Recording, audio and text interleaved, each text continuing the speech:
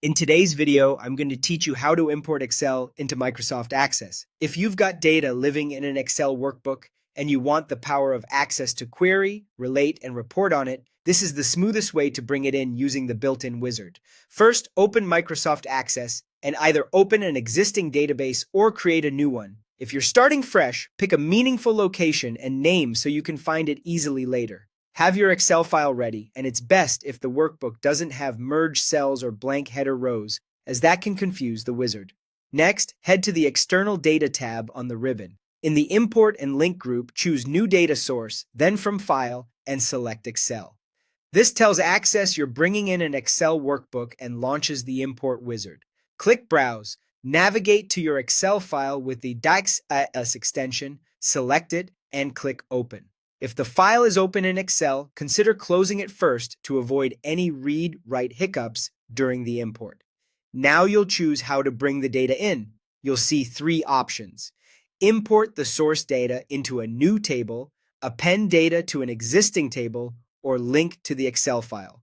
For most scenarios, choose to import into a new table. This saves a copy inside Access, giving you a self-contained database that won't break if the Excel file moves.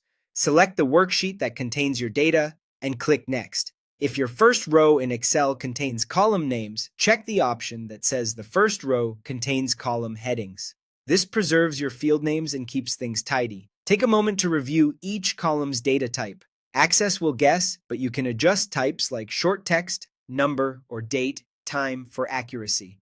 For things like zip codes or IDs with leading zeros, use short text so those zeros don't disappear.